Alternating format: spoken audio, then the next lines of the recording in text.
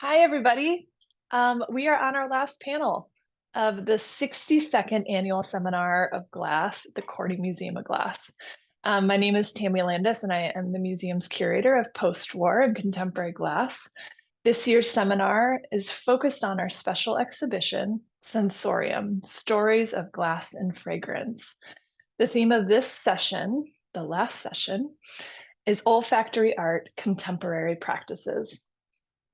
A few housekeeping things. You can place your questions for our speakers in the Q&A feature, and you may use the chat feature to interact with other participants. Our technical support team is available to you as you may need. You may contact them at avuser@cmog.org or using the chat feature in the seminar lobby. We will first hear from all three of our speakers, and then we will have about 30 minutes for discussion and Q&A. So again, we're going speaker to speaker to speaker. So I'm imagining within each speaker, you might have some questions. So either write them down or put them in the chat. And then when we all come together again, we'd love to hear some lively discussion. I'm going to dive right in. So this afternoon, we are first welcoming Goldie Poblador. Poblador is best known for her multisensory installations that merge multisensory installations that merge glass sculpture, scent, video, and performance. She has been widely exhibited internationally and at such institutions as Urban Glass, Yangon Secretariat Building, Singapore Art Museum, Bangkok Art and Culture Center, and the National Museum of the Filipino People. She received her BFA in Studio Arts from the University of the Philippines in 2009, and in 2015, she obtained her MFA in glass at the Rhode Island School of Design. It was just there a few weeks ago, so fabulous. Thank you for being here with us, Goldie. And also, I need to say, it's just great to have your work as part of this exhibition and also for you to be speaking as part of this panel today. So I will hand the floor to you. Hello, thank you so much, Tammy, for that introduction. And good afternoon, everyone. Thank you for being here today. My name is Goldie Poblador, and I'm an artist from the Philippines. And today I want to talk about the politics of glass and scent in the global south. Let me just change the slide. And so primarily I work a lot with glass and scent in the context of interactive installation art. And this is a piece I made in 2013 called May Puno sa Dibdib ng Kamatayan, which means there is a tree in the heart of death. And so for this piece, I had worked with 4 different sound pieces, and I wanted to translate that into scent. And all these sound pieces were related to loss or grief. And I was really touching on the sense of smell and how this is linked to the part in our brain that processes our emotions. And so this is what first drew me to working with scent in the first place. Viewers of this piece at the Singapore Art Museum were invited to listen and then to smell the original scent notes that I had composed and to create their own composition by dabbing the tops on pieces of paper so then they could have their own scent compositions. And so, my practice expands on scent and glass, but I also have like a sculptural practice. I work a lot with glass flame working. And I use this to talk about the histories of plants and flowers from the developing world. So countries like the Philippines, where I'm from, and this flower that I was working on in particular is the peacock flower, originally from Suriname, which was discovered by a botanical artist called Maria Sibylla Marian. And I'll talk a little bit about that later, but I just wanted to show other aspects of my work. I also work with, currently, this is from my most recent series about marine invertebrates that are endangered in the Philippines. And so I work also a lot with conservation issues back home. And like this piece talked a lot about the oil spill that happened in my country 2 or 3 years ago. And besides that, I also work in performance once in a while and with video. And so that flower that is in my mouth is also the flower that I showed you 2 slides ago. talking about how the seeds of this particular flower were used as an abortifacient by enslaved women from the indigenous group in Suriname in order to, prevent their children from also becoming enslaved. So, I talk a lot about like scent and plants and how this relates to like the countries of origin where these plants are from. But let's dial it back. I want to talk about the concept of my inheritance. And with that, I'll start with a quote by Trinity Minha. Otherness becomes empowering critical difference when it is not given, but recreated. So as I mentioned, I was born in the Philippines, in Manila. Manila is a huge city. It's one of the most densely populated cities in the world, with a population of 1.78 million, last I checked. I chose this image because you can almost smell the smog that is emanating from this traffic situation, which is something that I grew up with as a young Filipina child in Manila. But this is not the only thing that exists in the Philippines. The Philippines is an archipelago, so it's located very close to the equator, which makes for a very interesting, you know, area for life. And so the Philippines is a country of 7,641 islands, and they're still discovering new islands today. And not only are they discovering more islands, but they're discovering more plants, more flowers, and more animals that are utilized to this day by several industries, such as the agricultural industry, the pharmaceutical industry, and the perfume industry is one of those industries that benefits from this. The Philippines is the most biodiverse country in terms of shore life and marine life. And this is something that I also talk about in my practice. But thinking about the past, right? How did I get started with scent? And how did this door open? Well, it all started with this mall that you see today in this image. That the river that you see is the Marikina River, which is the river where I would stroll as a young child growing up. This is where I would walk on my way home from school. And what they did back in 2009, when I was an undergraduate studying painting, is that they dredged this river in order to build that mall that you see in the picture. And so as all of this was happening, I began to think about how this affected me and how I wanted to comment on this somehow, but I didn't know what I was going to do. And so unfortunately in 2009, this crazy typhoon also hit the area where I grew up. It was called Typhoon Ondoy. And thankfully, my house was located on a plateau.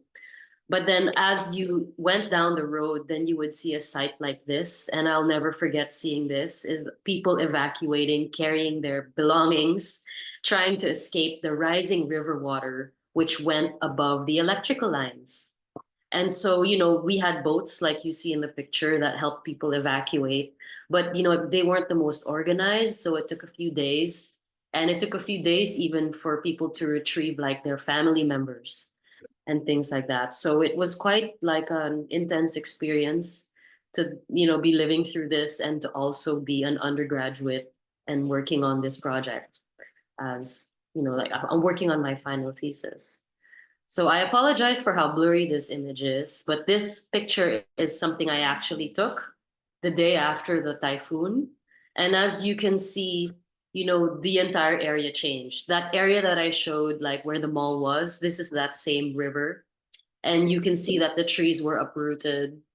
The grass is gone, and all the trash, something that is not in this image, is that all the trash from the river was now visible. Because the river water rose, all the trash was visible and everywhere, and some were even like strewn on the electrical wires. And it was just this like really strong moment for me that made me think about the memory of the place I grew up with and wanting to recreate a picture of that old environment from when I was a child. So I had researched about scent and it's linked to our part in the brain that receives emotion and memory. And so I began to think, what would it be like if I painted my memory of the place I grew up in, but through scent? And I had researched very basic ways of making perfume. This was just a mixture of glycerin and water. But then I would make a category, like I would make these collections of flowers, and the scents would last for, like a few days. But then, I wasn't very like, I wasn't a perfumer in any way. I was just sort of cooking up these things in my kitchen, collecting things that I felt would help paint that picture. But I wasn't only collecting good scents, I was also collecting bad scents.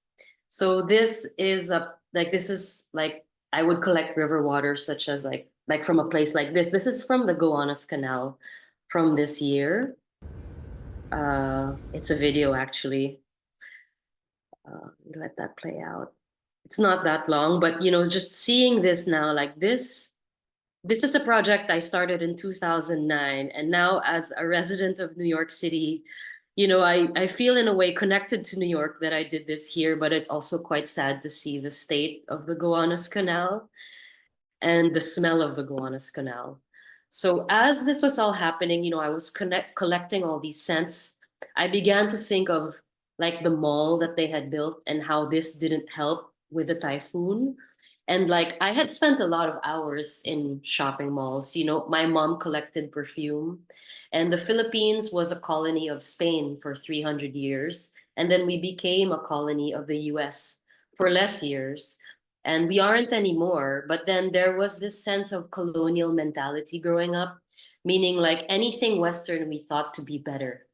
We would revere. And perfume was like this. The glass and perfume were just like this like sense of being so like luxurious. And so I wanted to utilize this concept of a perfume bar, but to use it to actually share my message of encouraging people to care more about the environment and the pollution in the river where I grew up. And just waiting for the next slide to show up. Here. This was the first iteration of the perfume bar. And so I made my own boxes. I had enclosed each bottle in vitrines because I didn't want the scents to mix up in the space. And, I had hand blown the bottles, and I had scents like city gusts on top, which smelled like gasoline. Squalor, which is in sensorium, that was the scent of the main river in Manila, and the scent underneath is the scent of the province in 1987 where I was born. So I really wanted viewers to get a sense of how the smell of that environment like degraded through time. And so this is the original version of Squalor for Men, Le de Pasig, which is funny. I really wanted it to be in French because I wanted this sense of like luxury, right? Like it's foreign, it's French, it's perfume. But actually, when you smell it, it's the smell of, this polluted river water, which was quite strong. This was the Squalor for Women. I elongated the shape, but it's basically from the scent was like the scent from the same river that I had collected from, and this is how I made that perfume. Fishing out some Don't really need the smell for this, but I mean the sound. But this is from this year, and this is how I collected the perfume that is inside the Squalor bottle. Nothing fancy at all. More. Yeah. See it. Yeah, but just very, I mean, it wasn't always legal when I was collecting, yeah. It took me a while to find an area where I could sneak in and collect the river water, but it wasn't anything special. That was basically how I made the scent, the perfume, so to say, that like that I put inside the bottles. And so one nice thing that happened that year is I got lucky. I was commissioned by the Singapore Art Museum to not only make the sense of my immediate environment and in the place where I grew up, but the sense of the Philippines, the history of my country. And so I made a second piece called Ang Halimuyak ng Mai, which means the fragrance of Mai. And Mai is the name that you see in the signage there that I had commissioned by wood carvers in the Philippines. And Mai, interestingly enough, is the pre-colonial name of the Philippines, but it is also the name of the lotus flowers that were growing in the Pasig River when the Philippines was first discovered by Chinese settlers. So I thought that calling it the fragrance of Mai was a nice way to direct people's attention to what the river was and how, imagining lotus flowers growing in the Pasig River. And, in 2009, that was not the state of the Pasig River. There were no more lotus flowers growing in that river. And I hear now that they have like a cleanup project and it's cleaner now. So I have hopes, that the river will eventually get better. But, I had made a bigger version of the perfume bar and I had enclosed only some of the scents, the really strong scents, the strong bad scents I enclosed. So I had the scent of war, which smelled like gunpowder. I had the scent of the government, gobierno, which smelled like rotten eggs. And the president was not a fan of that. But, I worked with the chemistry lab. Dr. Leon Payawan helped me with the scents and in order to make the scents, like interesting because I was in no way a perfumer. I was just trying to like create the history of the Philippines through scent. And so I had good scents also that people could smell with the help of the museum docents. They were able to open the bottles and allow people to smell like the scent of fresh mango, the scent of rice, the scent of hanap buhay, which means livelihood. And so this smelled like sweat because most of the Filipino people, the GDP of the Philippines comes from overseas workers, actually. And so I wanted to talk a little bit about that through scent. And, I had coffee beans for people to take a break, but you'll see squalor in the background there, which you can see at the Corning Museum currently.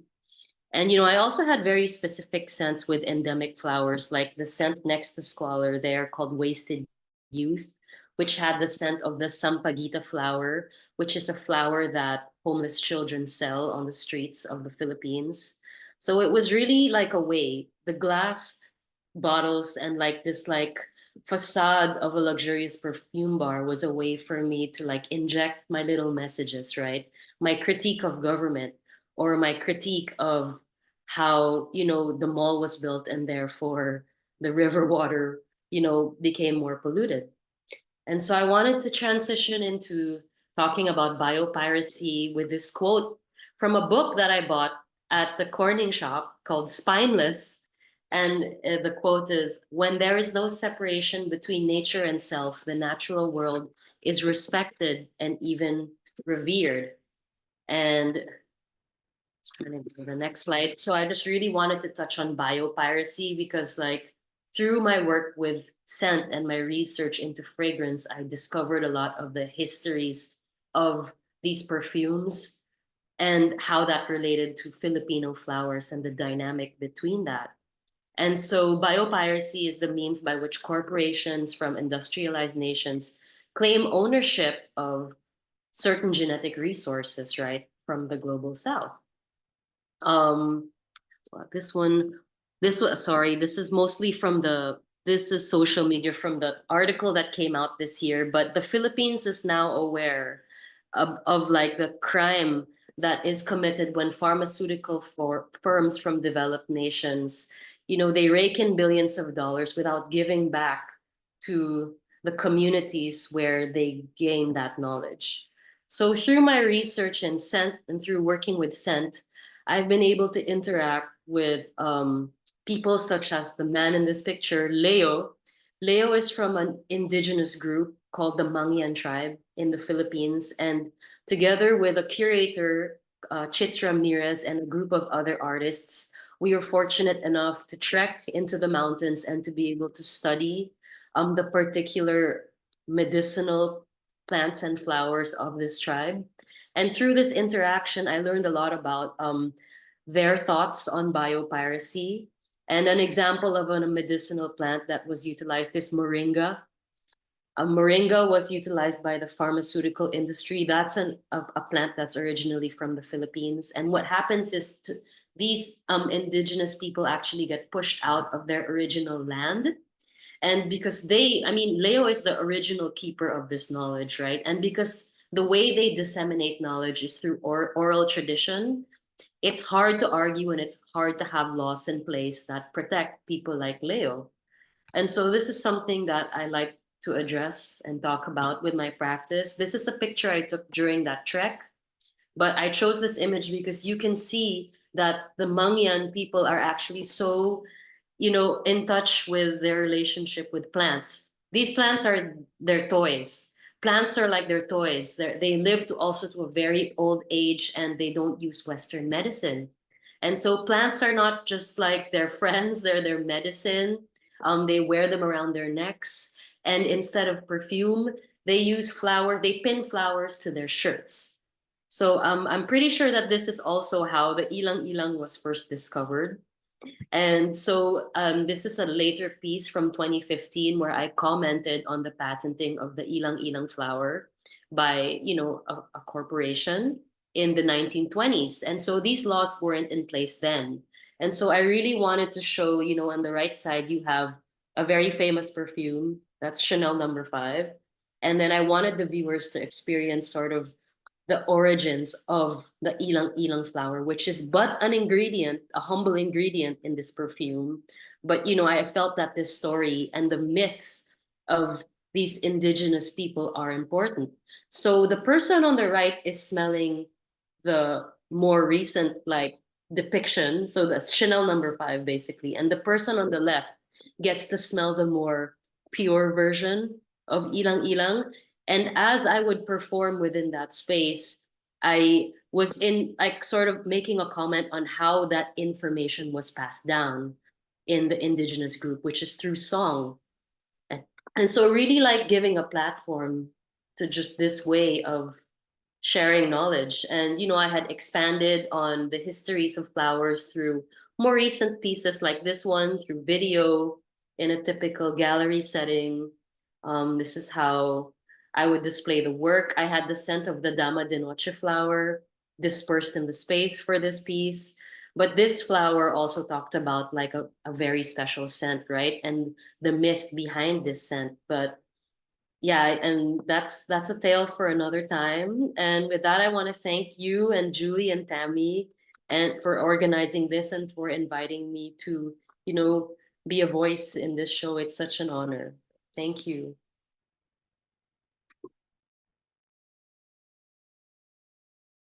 Goldie, thank you so much.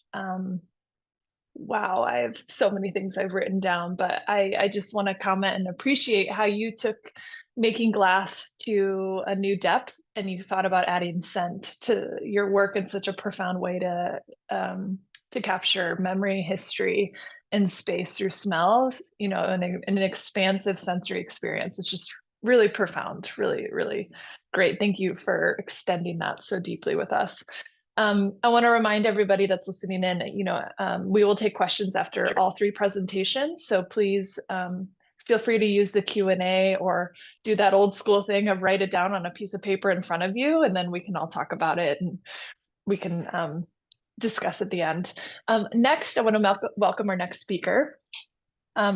Joselie Carvalho is a Brazilian-American multimedia artist.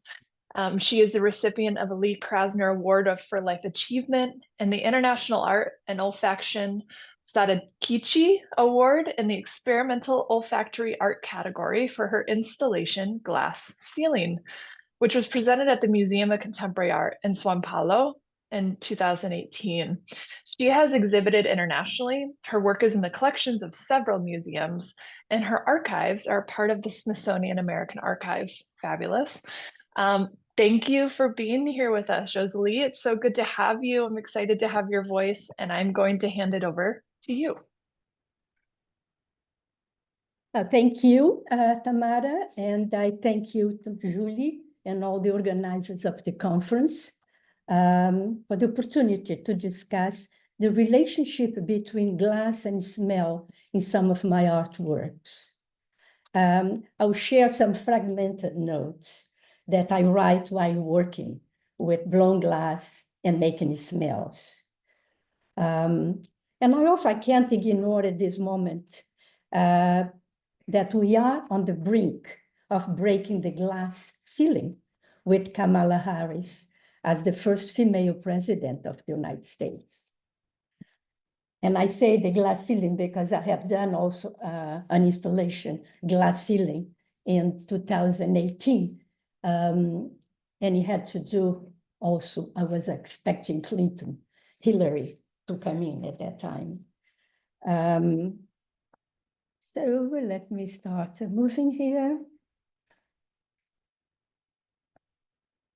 Oh, I got it.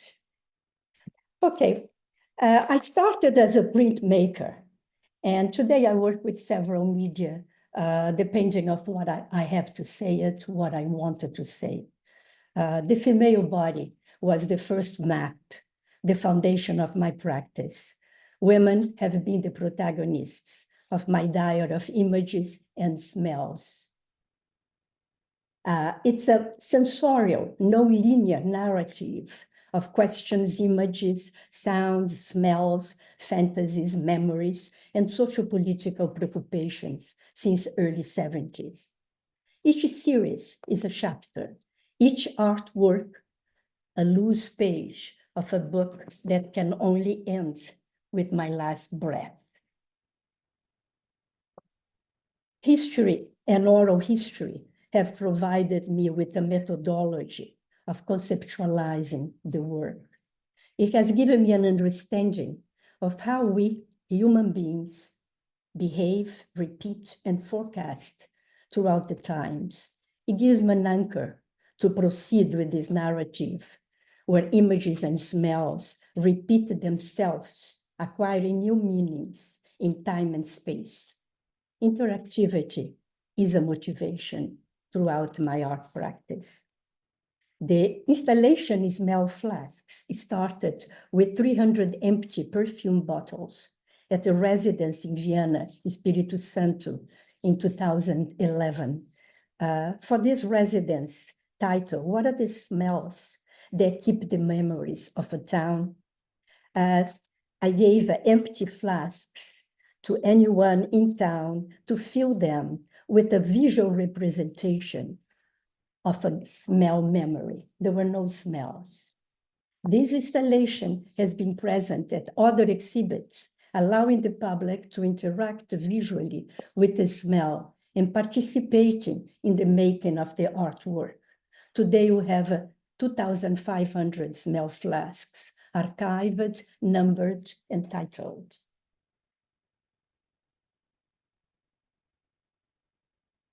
The intimacy that glass and smell share embodies archetypal memories from very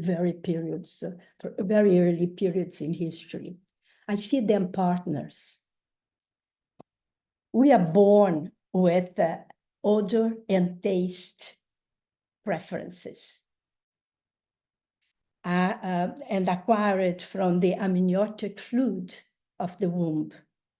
Airborne molecules enter our bodies and become, for a moment, part of us. We can become haptically enveloped by smells. Scientist Jennifer Plusnick found out that the olfactory receptors are located not only in the nose, but in other areas of the body, such as the kidneys, lungs, and blood vessels. One of the first examples of her research confirmed that human sperm have olfactory receptors to sniff and swim towards the air. Olfaction has an affective dimension. It influences our mood and evokes physiological and emotional reactions. It provokes communication. The olfactory tract transmits directly signals to the human brain. The limbic system includes the amygdala, which governs emotions, and the hippocampus, which acts as a memory indexing, sending them to the appropriate part of the brain for long-term storage and bypassing those areas responsible for language and cognition, according to Linda Bach. who was the Nobel Prize in 2004. We have a very small vocabulary, olfactory vocabulary in Western culture, making us to use sight, hearing, taste, and touch, descriptive words to represent and describe the smells. Smell exists in the crevices. It intertwines the present and the past. It's not tangible. It's mysterious. It's poetic. Can we say that olfaction is an art of the in-between? The installation Affectio represents the female sensibility through the intoxicate sensuous smell of Cestro nocturnum, queen of the night, a small white nocturnal flower found in streets and corners of Rio de Janeiro.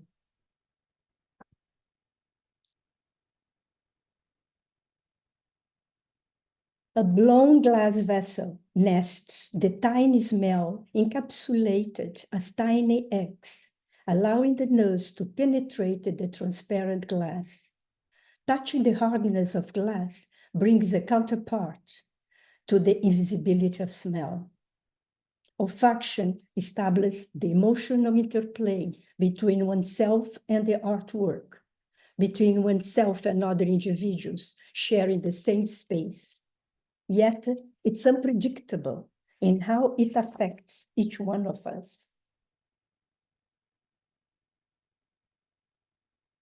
Molding hot glass as the act of smell are an embodied process for me. I don't want to know where I will end up and when and how I began. I wanted to have space for changes and chance. I wanted to listen to what hot glass has to say to me in its malleable state. I see the manipulation of glass in its soft form as a dance process. When I don't dance with, I feel sad. My body reacts to it. I don't want to know much about this technique. I work with the glass blower Esteban Salazar since my first piece. He understands I don't look for perfection. I am attracted to the danger of molding hot glass. It's risky and it can turn into glass shutters. Can I still recycle it as a sculpture? Perhaps.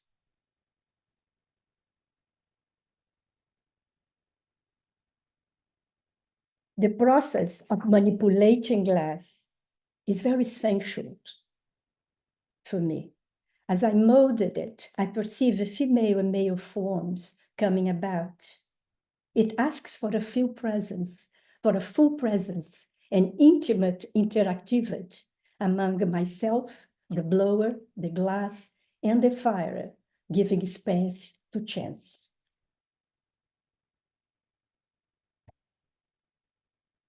Glass in its transparency, with its transparency, resilience, plasticity, and fragility is the right material to embrace smells for me. An invitation to learn the many layers the eyes do not perceive.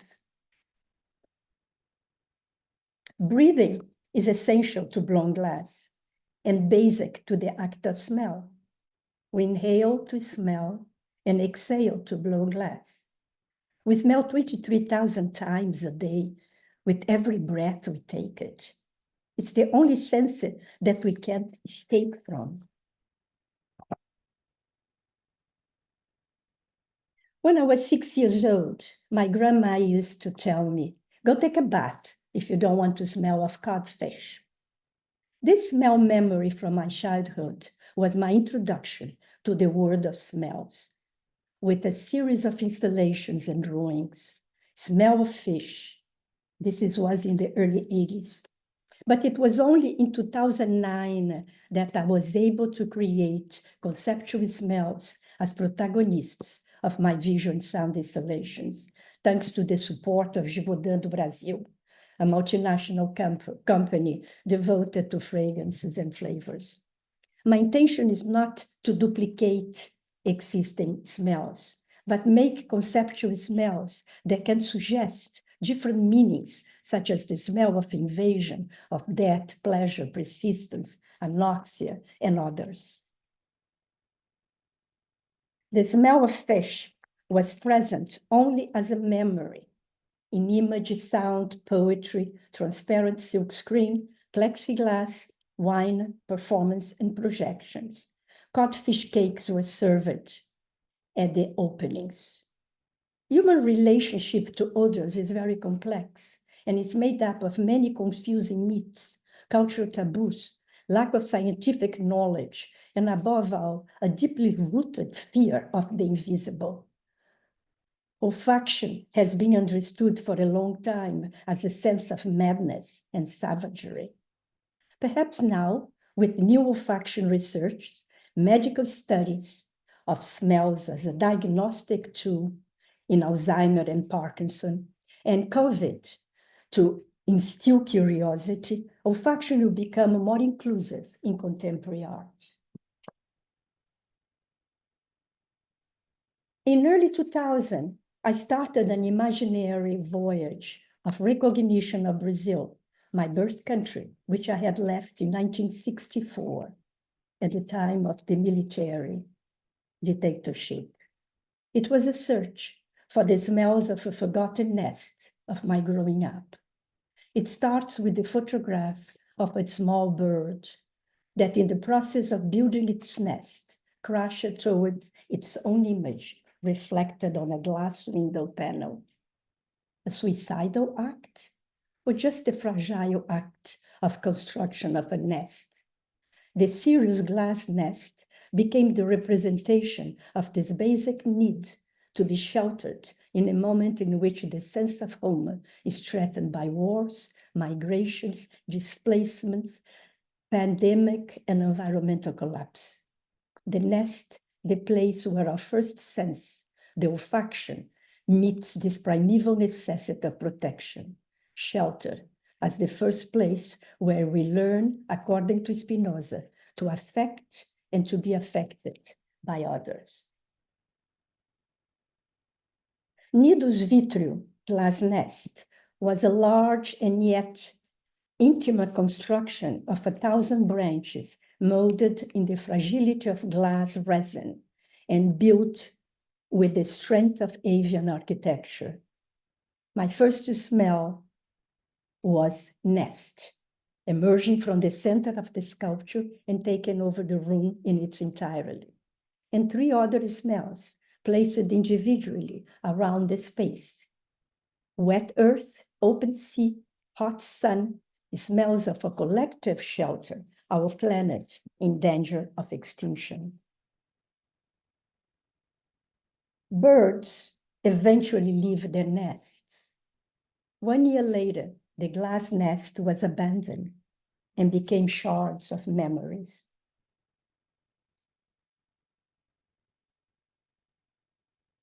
We are born alone. We build a protective shelter together in a community with others, and yet we think and die alone, but we smell throughout the life passage.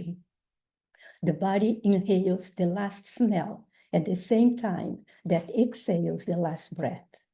As the physical body shuts off, it starts the process of decomposing.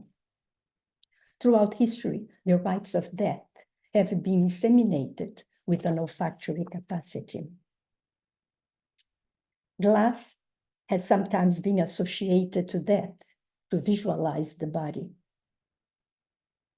In this permanent public installation, Armenia was a memorial to the Armenian genocide in the subway station in São Paulo. I used glass, etched glass, as a protective barrier between interior and exterior, preventing the user from falling in the body of water, where a ceramic, a funerary stone, an Armenian hachkar, was placed.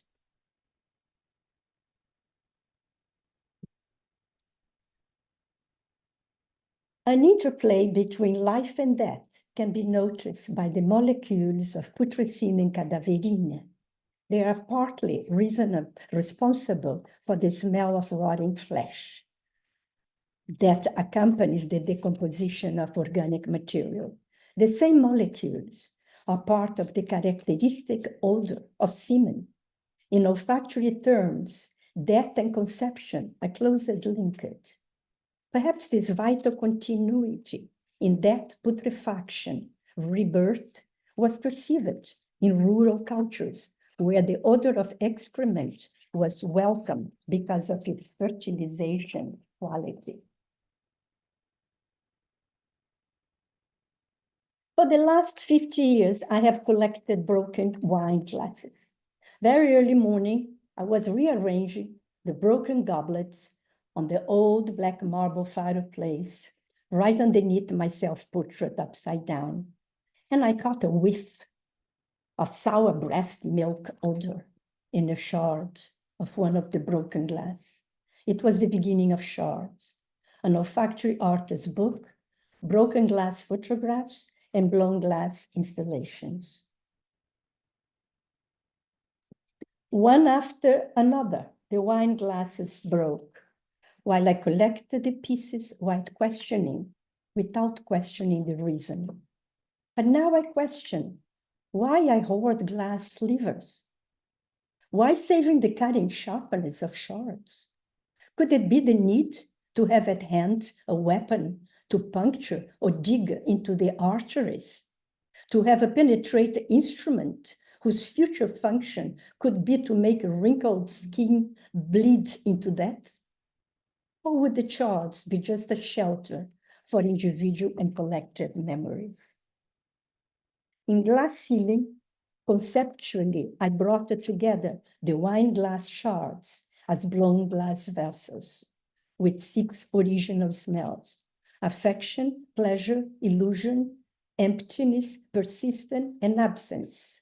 These smells came out from asking 6 persons, 6 artists and curators, etc., to talk about the moment a glass broke. What was that memory? What this person thinks about at that moment? Write a little text. From these words, I came up with these smells I mentioned. I used broken glass panels rescue after the 2013 protests in Rio de Janeiro for the sculpture entitled Marielle Franco, a Black Brazilian feminist, politician, and LGBTQ activists murdered by militia in March 2018. Since glass cannot be encapsulated, it was encapsulated separately in a transparent mousseline cloth with a photograph of myself upside down. The public had to go through the smell of broken glass.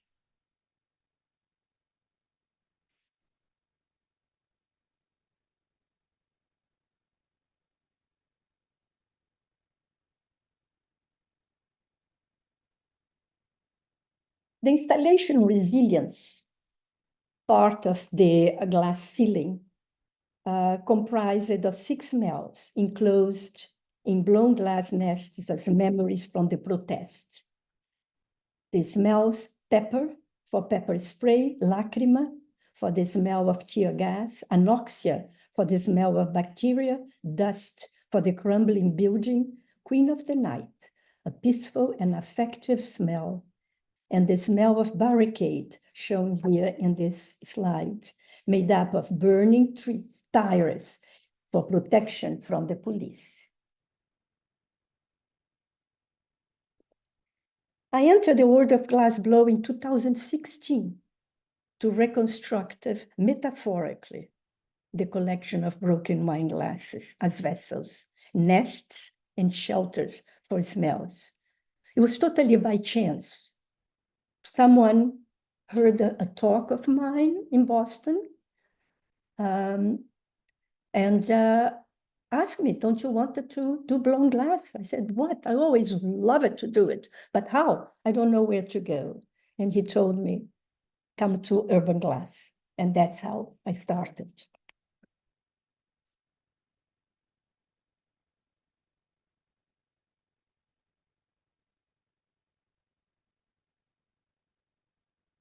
We live in a culture that when something breaks, we throw it away. However, the ancient Japanese philosophy of kintsugi practices the art of putting broken pottery pieces back together with gold bonding. Kintsugi embraces imperfections and highlights rather than hides the scars, honoring these imperfections as part of the object's history.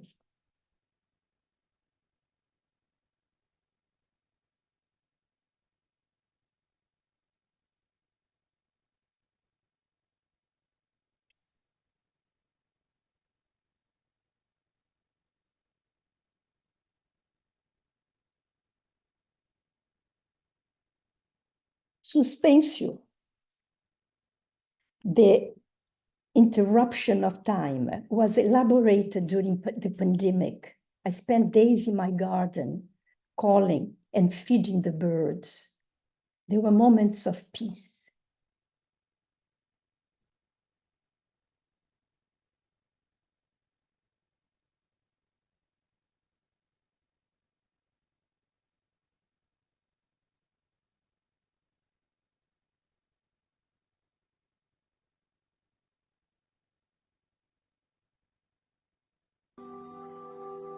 I painted a space in blue to create a meditative space, a memorial. I have used in this installation glass, smells, and the branches. Actually, some of these branches came out from a giant ginkgo tree, and some of these branches fell into my garden. I painted them red to preserve their memory. Birds have been part of my artwork. Rather than bringing the birds from the garden into the gallery, I brought the dodo bird, a flightless bird, extinct today, as a metaphor for our own extinction. I then created 40 smells, encapsulated them in very tiny crystal beads like eggs, and placed inside of the sculptures so the public could come in and sense the smell. The smell of burrow is an animalic scent. It's made of dark notes, transporting us to a protective nest inside the earth. Incense, too, brings us the freshness of forests and tree resins. Emptiness interprets the discomfort of feeling displaced in space and time. Suspension is the duality of being sheltered and yet facing danger and risk. I perceive this installation as a memorial to our losses. We are living in a moment of suspension.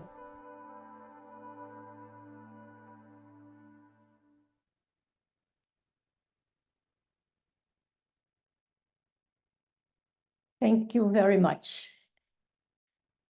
Thank you, Josie.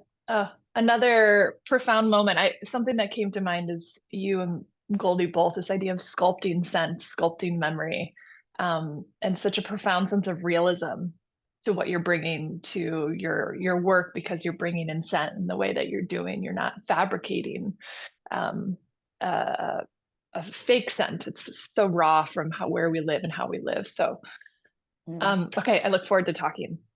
So we're going to jump into our last speaker, Candice Lin, who is not able to join us. So this will be a recording, but I'm so pleased to have Candice's voice as part of today's presentation. So looking forward to hearing her presentation. Lin received a BA in Visual Arts and Art Semiotics from Brown University in 2001 and an MFA and new genres from the San Francisco Art Institute in 2004. Her practice utilizes installation, drawing, video, and living materials and processes, such as mold, mushrooms, bacteria, fermentation, and stains. Lin has had recent solo exhibitions at the Canal Projects in New York, Spike Island in Bristol, in the United Kingdom, and the Walker Art Center in Minneapolis, and the Times Museum in China.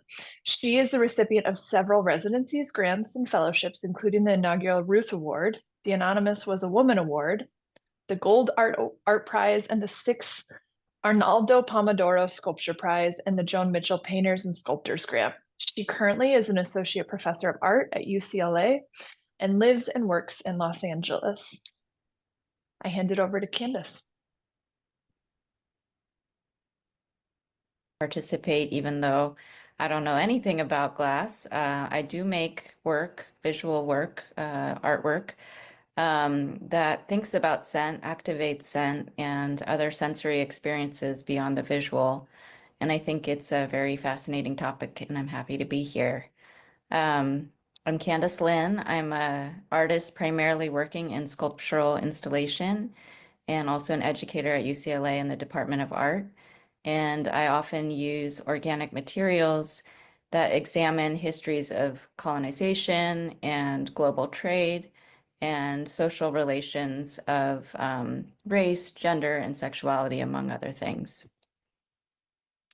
The first artwork that I can remember making where I specifically was thinking about the politics of smell was at this 10-course performative meal I created for the Delphina Foundation, an organization in London that had a 4-year program around the politics of food. And standing next to me is curator Michael Vasquez, who is curating the programming for this politics of food, in part with the Delphina Foundation. My meal looked at mythologies as well as English Tudor food traditions that were examining how eating was an act of power or allegiance. Specifically, I was looking at these medieval English banquets where subtleties or sculptural foods, often made out of sugar and other materials, were created to have these elaborate tableaus, often with political slogans and effigies of enemies of the host, and the guests would then consume, break, and destroy and ingest them as a kind of form of showing their host allegiance. My meal actually started the first course with a scent. It's a scent infused into this sugar paste sculpture of a bird with a flower for a head, this kind of hybrid animal vegetable. And it's infused with a pheromone scent that was developed from the UK company Bodywise. You might know them as the makers of Astroglide, a sexual lubricant. But they also in the 1980s did a lot of interesting experiments with pheromone scents and the way that they subconsciously might affect our behavior.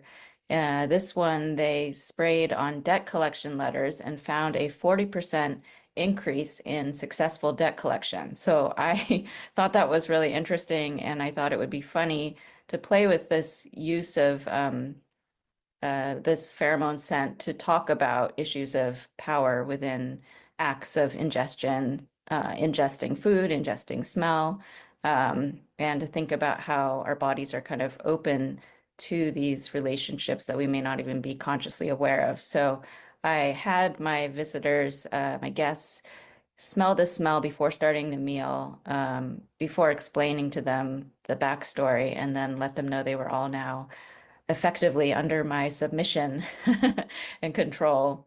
And then the rest of the meal continued on. So a lot of my work looks at relationships of power and discipline and the porosity of our bodies that are fluid, open to change, and entangled with others, others being other people, other nations and cultures, other species. This work is a collaborative work with my friend P. Staff, and it's meant to look like a squatted construction site, but it's full of hacked fog machines that are filled with an herbal vapor infused with plants that inhibit testosterone. The title, Lesbian Goals, Dead Zones, Sweat, and Tea, kind of takes a reference from sensationalized news articles about environmental pollutants spilling into the earth and causing lesbian seagulls or gay frogs. And I was interested in the way that that language reveals this kind of intertwining of environmental pollution with social constructions of gender, the way that nature is framed as kind of binary gendered and heterosexual, and pollution is seen as a destabilizing force that perverts the natural order of things. When actually queer sexuality and transsexuality exist in abundance in nature as strategies for living, not just as deformations to a natural baseline of normative ideas around gender and sexuality. So this work actually pushes against these kind of fears and anxieties people feel around ideas of gender and makes them denaturalize and examine how they uphold dominant ideologies around what a body should be and the separateness of our bodies in relationship to each other. So we might like to think of our bodies as capable, strong bodies that are enclosed. C.B. Macpherson has a phrase, self-enclosed individuals in a case. And a lot of my work is about rethinking that idea of individualism, this enclosed individual, through looking at histories of materials like bacteria, hormones, insects, plants, rocks, and the chemicals that come out of rocks, minerals and oxides. And I do this to show how much we were actually woven into a web with others. So in this work, Future Sarcophagus, I created a future coffin for my future self and my cats I hope to have in the future, because I always have cats. And it's made out of terracotta. It's a reference to the Etruscan sarcophaguses that are similar in size, but usually with a man and a woman, and made out of similar material. And inside it's filled with dirt and red composting worms. And every day those bowls on the surface are lifted up to reveal holes into the rectangular chamber below. And food waste is added and feeds the worms, who turn this food waste into compost.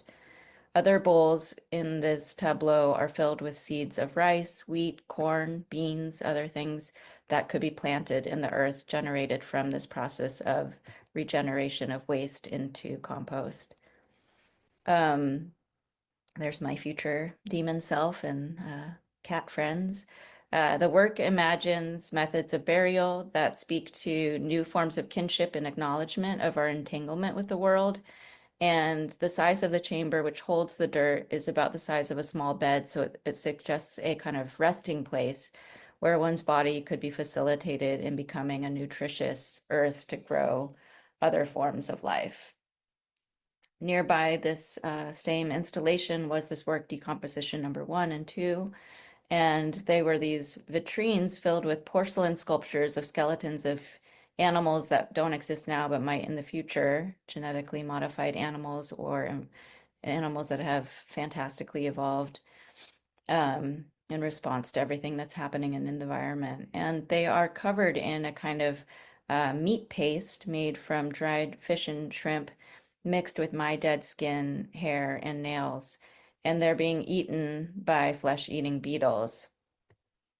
And the smell from this part of the work in this show is probably the smelliest work that I've ever made. I think, and it made me realize that maybe one of the most strong smells that exists is the smell of one body being transformed into energy by other bodies and taking a new form. A Hard White Body was a trilogy of exhibitions I did. It traveled and changed in each different iteration, each different venue, from Paris to Frankfurt to Chicago. And I was thinking about cycles of regeneration in this work as well, and also considering what makes a material considered valuable, like porcelain or gold, and what makes a material considered waste, like urine or poop or carcasses.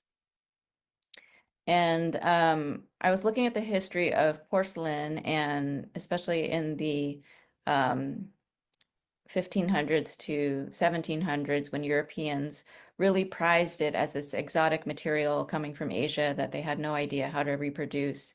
And they often used a language that valued it in a kind of sensual language that valued it for its pure whiteness, its impregnable superior strength, its inability to be broken or stained, its translucency. It was an exquisite, superior, hard white body. And so I was interested in this kind of language, which sounds like the language of white supremacy, and also the language of hygiene, which is a kind of colonial arm of a kind of whiteness and whitening as a value put forward by the Western world onto other cultures as a form of excuse to dominate them. And I was interested in using this kind of material of value, porcelain, and taking a devalued material, waste, distilled urine, and using that to caretake the fragile porcelain. So visitors invited to the Paris show were first to enter the space and be confronted with this ready-made porcelain urinal and an invitation to donate their piss. And this urine would be pumped into a DIY distillation system and up through the grid into a misting system that poured over the unfired porcelain bedroom. And within a few weeks, the work was cracking and falling apart, showing how futile and fragile these kind of European fantasies of porcelain as impregnable and superior actually were. So instead of being hard, white, and impregnable to breaking and staining, my bedroom was cracked, yellow, and pungent. At the end of the exhibition, I cut up the fragments and fired them in kilns, making them white again, but broken. And white and broken and fragile, they were piled into islands and recomposed with bricks and other construction materials in Frankfurt in Germany, where I looked at the history of the silkworm in relationship to porcelain, which was used to study the silkworm disease and the bacteria that was causing it. In Chicago, these porcelain fragments were submerged in a pool of porcelain slip and water, this kind of milky water that they're floating around in. And that was a reference to the 1893 Chicago World Fair, where the porcelain filter used in science to study bacteria was now created for the public to use as a way to filter drinking water, because there were a lot of waterborne diseases killing people at the time, like cholera and typhoid. And this Chicago World Fair was one of the first places that the porcelain filter was used for an American public. So relatedly, I had made a work in London in Gasworks in 2016, the year prior to the porcelain work. And I had been thinking about porcelain in trade in relationship to tea and sugar and dye goods like indigo and cochineal, an insect that's crushed up and used to make red dye. And it grows here in the Southwest, where I'm zooming in from in California. And incidentally, if anybody has ever made a dye pot of cochineal, you know that it has a strong smell. It smells like old socks or other things. And I was also looking at the history of opium and its trade for in opium wars between British and imperial powers and China. British and American trade partners traded opium illegally as a way to kind of balance out their desire for tea and silk and porcelain, which was emptying their coffers of silver. And so they traded in opium as a way to kind of cause chaos and upset that trade imbalance more in their favor. So this work took fermented tea and sugar, which you see here, and distilled it into alcohol in this copper still and activated the distillation through vessels filled with crushed cochineal and opium poppy seeds. And and it feeds into this basin, which is the size of my body outstretched. This kind of red liquid that then leaks through a tube that traverses the space and empties into a second gallery, causing a kind of colonial red stain, a blood stain, that slowly accumulated and grew darker over time. And so in the one room, we have the stain, the messiness, the leakiness of the kind of colonial system. And in the other, we have the kind of busyness, the production side of the circulation, the trade, and the extraction involved in all the different materials being traded and used. Lastly, I'll end with this scented work, which gave me the title of this talk, which was specifically thinking about demonic histories of scent. This work I made in 2022 for the Prospect Triennial and then recomposed in 2023 for the Henry Art Gallery. And it came out of my research into thinking about the site of Louisiana. And specifically, there's a place called St. Malo, which is thought to be the first Asian settlement in the US. And it was a fishing village in the swamps that was created by enslaved Filipino workers who were being conscripted into slavery into the Spanish colonies and jumped ship in Louisiana and took hiding in this remote fishing village and kind of created an economy and a community there. And later they were joined by indentured Asian workers from India and China and other places, as well as fugitive African slaves escaping from plantations nearby. So this kind of blue installation at Prospect Triennial in Louisiana was the first iteration of thinking about this, and it's meant to reference the Mississippi River, because I was also looking at not only looking at the swamp as a multiracial site of fugitivity, but also thinking about the swamp and the river system in relationship to the slaughterhouse cases of 1873, where the government got involved in trying to regulate the slaughterhouses, which were throwing carcasses directly into the river and causing a lot of waterborne diseases and smells and problems for the communities. And so in this installation where there's this kind of clay landscape and these scagliola, these marbled pedestals, there's also these swamp creatures, alligators, frogs, and crocodiles, and they are, and lizards, and they are filled with a scented lard, and they are sculpted out of clay that was dug from the site of St. Malo.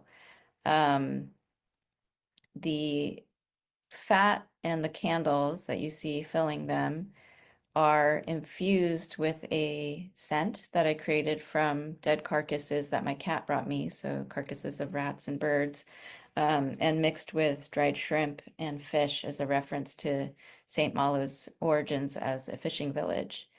And I infused this over time, kind of confying the rats into a sludge that I then extracted using kind of techniques similar to the perfumery techniques of enfleurage. And visitors were invited to rub the scent on them and walk around with the scent and think about the scent as a form of protection in a way, as well as an activation of this ghost of history present in Louisiana, this kind of racial history. I was interested in thinking about European medieval theories around disease and scent, where there was a belief that demonic forces that created illness were also accompanied by the smells of the swamp, which were also associated with the feminine. So these are smells that are thought of as smells of decay, of rot, of menstrual blood, of childbirth, and they were thought to be scents that were evidence that a demon was present. And it was also believed that you could fight one demon by enlisting another demon. And so a lot of times you see imageries of medieval disease, like the plague doctor with the beak full of spices and different smells. And this is kind of activating this idea that one demon could be fought with another demon, or by the scent, the smells, the scents associated with that presence. So the works that are the swampy clay, Saint Malo clay figures are on top of these marbled pedestals, which are made out of this material scagliola, which is a faux marble made from animal bone and hide glue. So that's another kind of element that references the slaughterhouse cases and the role of carcasses in the regulation of civil rights in our Constitution. And I created these scagliola pedestals to hold the swamp creatures, and also in some cases inscribe them on the backsides with kind of traditional images of female demons. And so I'll leave you with this image, this totem of this kind of demonic figure that is a figure of protection, but also comes with a scent. You can't smell it now, but it's there. Thank you.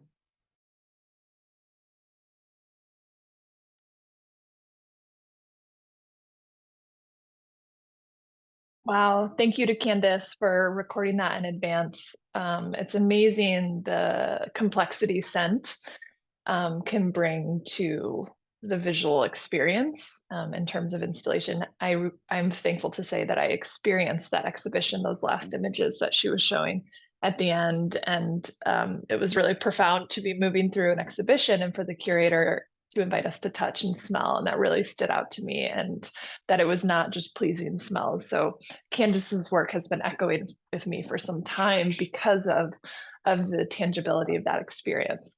Thank you, everybody. Thank you, speakers. I want to have a little bit of time for some Q&A.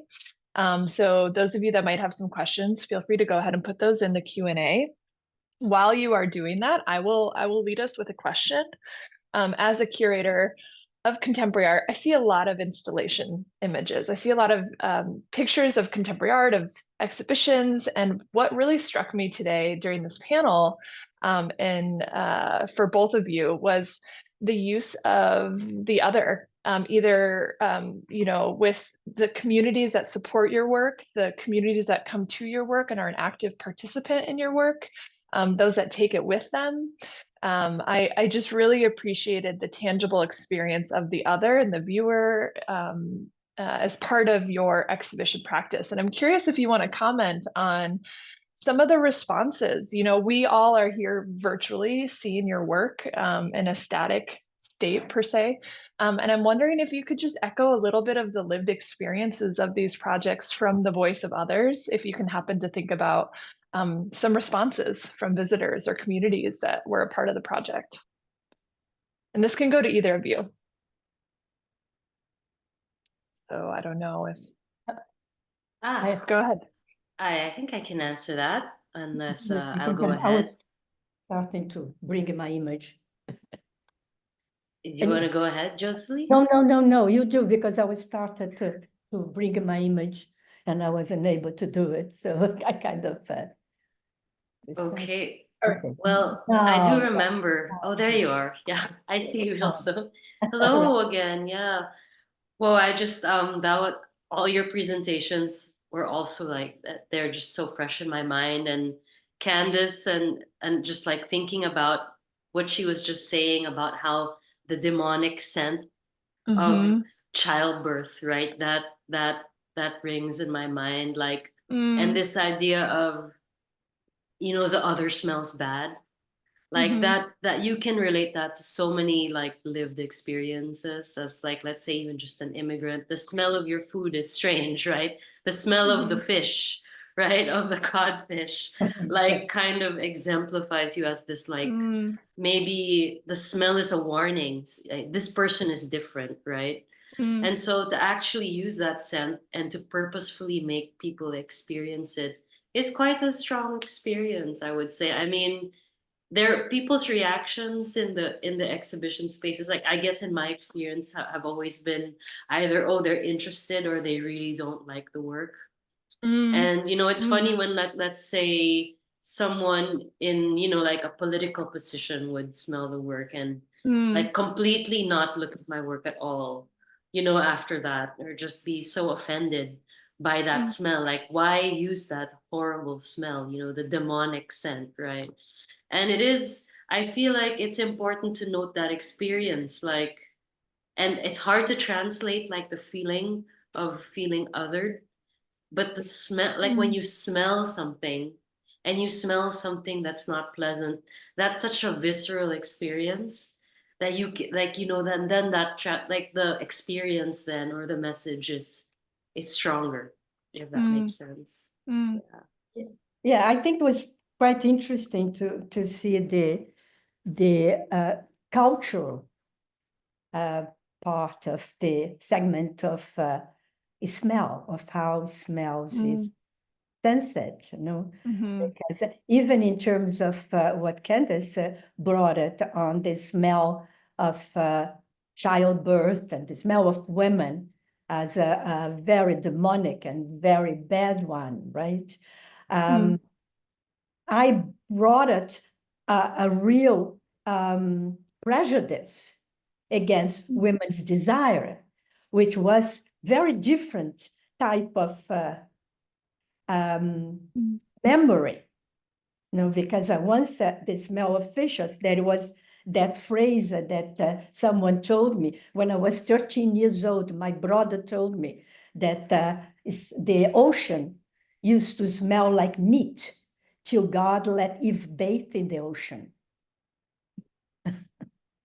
And it's, in a way, up to today, there are cultures that do not like fish and do not eat fish, and not knowing why, but it comes from old times, and so I think it was interesting to see the completely different. While I brought a pleasure, she brought it the demons, horrible smells. I thought actually very, very fabulous presentations of both. Joselie, I'm curious, could you comment a little bit on, I mean, you've had so many projects, but the visitor viewer experience a little bit, maybe of more recent projects or of Suspensio. That was one that you talked about at the end. Yeah, well, I think it's interesting because my exhibit at the National History Museum in Rio, which was, I chose it to work with the military cannons and colonial times, the invitation was from the director of the museum at that time, Paulo Quinaus, who saw my exhibit in 2018 at the Museum of Contemporary Art in São Paulo, which was the glass ceiling, which I didn't really show you completely. I wanted to make just a little bit of it. And he said he was so taken by smelling, he was smelling anoxia, and somebody else came in and put the nose too into the same place. And he said they look at each other, and there was something there in communication that they left and they start talking and they want to have some coffee together. And that's how he asked me to do an exhibit at the museum, was exactly that moment of interaction. I think also at the same exhibit at the Museum of Contemporary Art, because it's associated with the University of São Paulo. So there were a lot of students. I ended up staying, the exhibit was about 2 or 3 months, but I was there for a month. Actually, I live in Rio when I'm in Brazil, but I decided to stay in São Paulo because it was so fabulous. The relationship, how people would come in and how the students would come talking of memories and of lichen. Anoxia was a horrible smell. And so it was an interesting relation. So I think it's a very interactive, and I have done interaction through web work in 2000, and but I've had it. I've had it with this screen, and I needed to get back to my hands. And I think the 20 years using it, so much of the screen, and interacting with someone through the screen, it lacks affection. Absolutely. Really limitations, but I have to say, even though there's limitations, what I love is earlier when we were backstage, you two were chatting, and like one of the introductory things I heard was like, I haven't smelled your work yet. And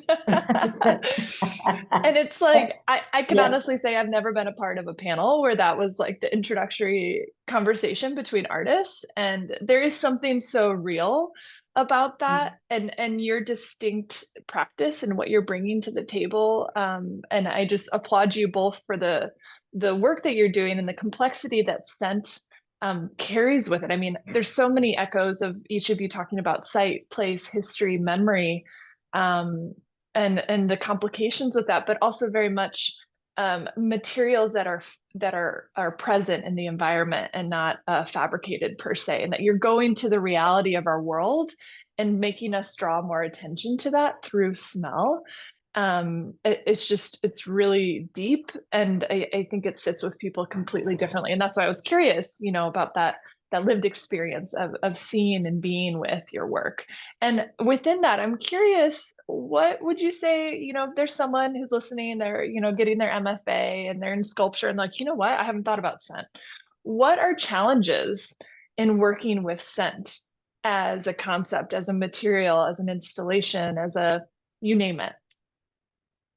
I mean, I see this as I mentioned, I was just able to start making in 2009. And my first experience was in the 1981. But at that time, I mean, I did use in other installations, but completely conceptually over there. And because most of us, at least some artists know, but I am personally, I am not a chemist. I don't have a lab. And I don't want it to, first I cannot be a nose, because I haven't started like a piano that you have started. You have to start at 3 years old, otherwise you will never be a pianist or a violinist. The same thing with the nose. And yet I wanted to do it. So I think the possibility of was a chance to get the Givaudan to Brazil, and they being interesting. As I tell them, we are married since 2009, and I am monogamous. I will not have anybody else because I'm not going to have any intercourse with another company. And they've been funding me since that time. I would never be able to do the smells if I didn't have them to do it, with me. So, and I think it gets the same thing with the blown glass. I mean, I'm not interested in blowing the glass, not only in its ears for you to really learn, but also I don't want it to be blowing. I want it to be out. I want it to be with the soft glass. So I think on that, for the smells, is a struggle also to bring it to contemporary art. I have had a lot of difficulties here, mainly in the US, which is, I'm very surprised, and I think it's fabulous that the museum, the Cornell Museum of Glass, is interested in doing it, because you get other museums of visual arts.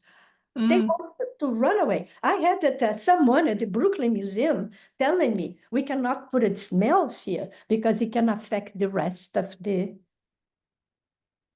collection. I said, sure. I beg your pardon. I tried to do some print with smell. And Marianne Simmons, who I worked with her at the Wildwood Press, who is a fabulous woman and very experimental, she said, no smells here. I don't want it to infect the other artists. She's right. It infects. And it takes over the building. At the Museum of the glass ceiling, there was 13 smells in 2 spaces. And the director came to me and said, his office was downstairs. He said, I have a 14th smell in my office, which was the mixing of everything that happened here. And he sensed it. And you wouldn't sense it in the room. So I like this, that some people smell certain things and don't smell other things. And we never smell the same because it's impossible to smell the same thing. And this is what I think it's interesting for me. Thank you. I want Goldie to have a chance to respond, and then unfortunately I need to wrap up. So please, Goldie, challenges of working with scent. Thank you for sharing some of those. Oh, no, I can relate to that, Jocelyn. Like, not everybody will be so open to using scent in their exhibition space, and also the possibility of overpowering other people's experience, other people's work. Of course, it's important to be mindful of that. But when I started, I also was not a nose. I agree. I mean, the best noses I know have started at a very young age, or they're like very amazing chemists. The head of the chemistry department, or the perfumer that I'm working with now, M. Doherty. I think it's helpful. I started in my kitchen, but then I definitely asked for help. I got help from the chemistry department. But if there's a desire and there's a will, you will find a community. I think, like Olfactory Art Keller is a great space. I went to Suspensio there. I was fortunate enough to smell Jocelyn's work. And it is, I feel like scent is such in a way, it's part of like the feminine part of the brain, or, it's just so fluid. And in a way, that's why, glass and scent, like, they make a perfect pairing in some way. And if you're talking about the body, or you're talking about nature, it's hard to have descriptive words for that, right?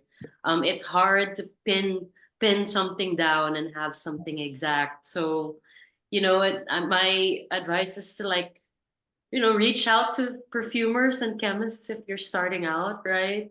Go to shows that have scent. You might meet fellow, artists there that are also working with fragrance, and right, reach out from there. Yeah, thank you so much. It's been such an honor, to just, as I said, I met Jocelyn. I really admire your work, and I had smelled it. I admire yours when I met her. Yeah, and the glass. And so I mean, we are living in the same city. Can you imagine?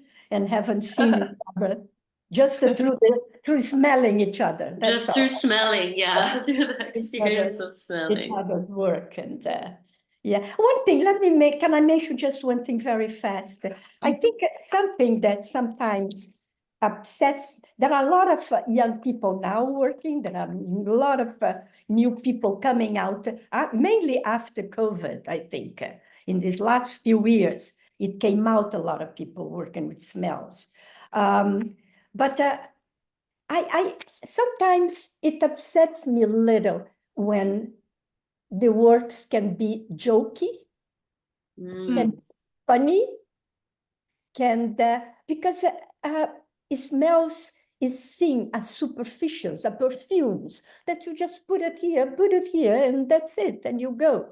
And I think we are not yet in a period that we can bring this in. We are still in a period that we wanted to bring olfaction in contemporary art. We wanted to bring the seriousness of a medium that have not been used. Then I think we can play around. I don't know. I appreciate you saying that.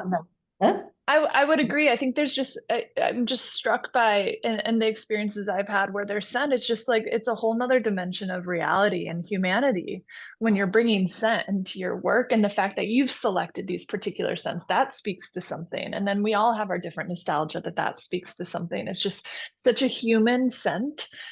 Sense, and to pair it with the visual experience, or what people assume is just visual, and then you bring in scent.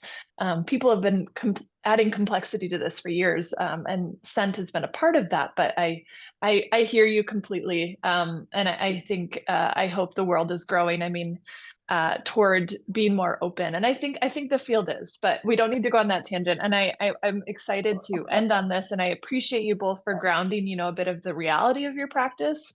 But also more so the depth that you're bringing to the world through your work. Thank you. It's an honor and privilege to be in touch with you both about your work. And please, I'm so excited to be following you both along and the things that you're doing.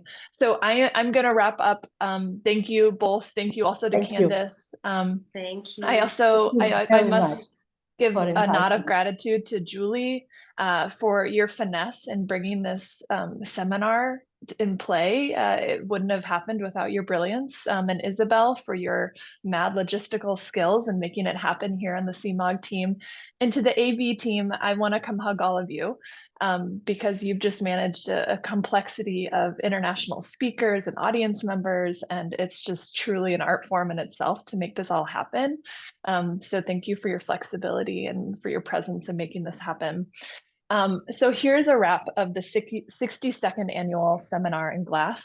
I hope that those of you that are still here are inspired by our programs and our exhibitions, and that you consider becoming a museum member and following us along, or making a gift to support our mission to inspire everyone to see glass in a new light.